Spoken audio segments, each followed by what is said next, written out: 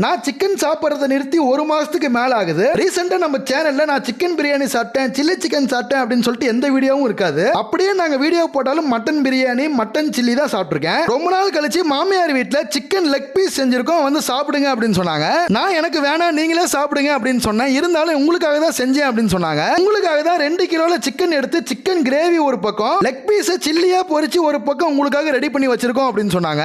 சரி ஓகே, நாமளும் chilli chicken சாப்பிட்டு ரொம்ப நாள் ஆச்சு. இன்னைக்கு நம்ம சிக்கன் லெக் பீஸ் சாப்பிடலாம் அப்படின்னு சொல்லிட்டு நான் அந்த லெக் பீஸ் எடுத்து சாப்பிட ஆரம்பிச்சிட்டேன். உண்மையிலே சிக்கன் லெக் பீஸ்க்கு அவங்க அந்த மேல போட்டிருந்த மசாலா வேற லெவல் டேஸ்டாவே இருந்துச்சு. ஒன்னு சாப்பிட்டு முடிச்ச உடனே இன்னொன்னு ரெடி ஆயிட்டு இருக்கு அப்படின்னு சொன்னாங்க. நம்ம ரெயின்சிகா பாப்பாவை கொடுங்க அப்படின்னு சொன்னேன். பொரிச்ச சில்லியை சாப்பிடாம அவாய்ட் பண்ணணும்னு நினைச்சாலுமே அதை பார்க்கும்போது சரி சாப்பிடலாம் அப்படின்னு சொல்லிட்டு நமக்கே மனசு மாறிடுது. இந்த பெரிய சைஸ் போட்டோ ஃப்ரேம் வெறும் 699 ரூபாய்க்கு கொடுத்துக்கிட்டு இருக்கோம். உங்க குழந்தைங்க போட்டோ இல்ல உங்க ஃபேமிலி போட்டோ இதே மாதிரி போட்டோ ஃப்ரேம் பண்ணணும் அப்படின்னா இந்த வாட்ஸ்அப் நம்பருக்கு மெசேஜ் பண்ணுங்க.